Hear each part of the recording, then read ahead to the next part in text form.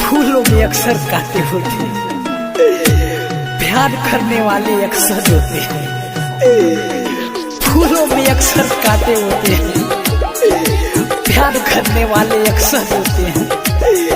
तड़पते हैं दीवाने तमाम उम्र और तड़पाने वाले अक्सर चैन से सोते, चैन से सोते।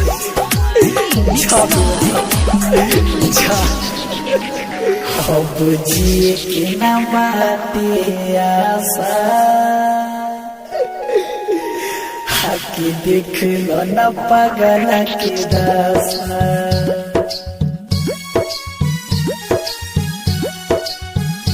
अब जिए के न बाटे आशा, हाके देख लो न पागल के दासा।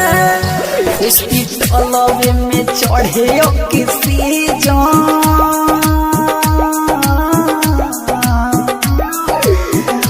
उसकी तलवे में चढ़े किसी जान, तोरे प्यार के धोइले बनासा। अब जिए के न बाटे आशा, हाके देख लो न पागल के दासा।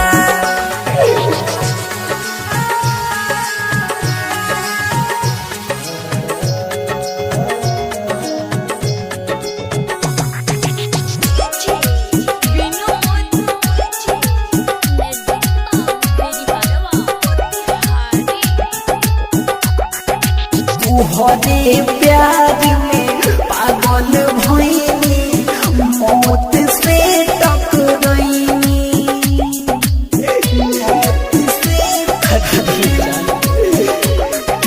हंसत खेलत जिंदगिया पर चिता पर सजाइनी। घुट घुट के आंसुआ बहाई,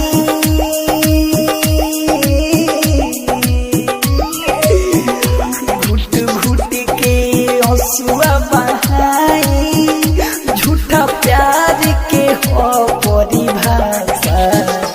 अब जिए के न बाटे आशा, हाके देख लो न पागल के दासा।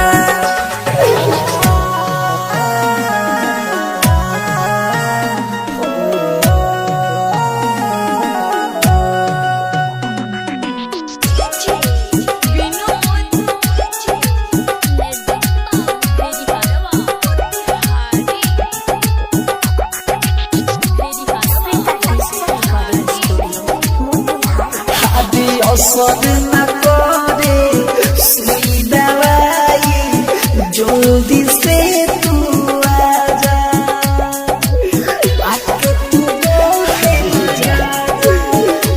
आदि सागर सिंह के डूबेला अखिया, एक झलक दिखला जा। मुन्ना माई कली नरजित कहे,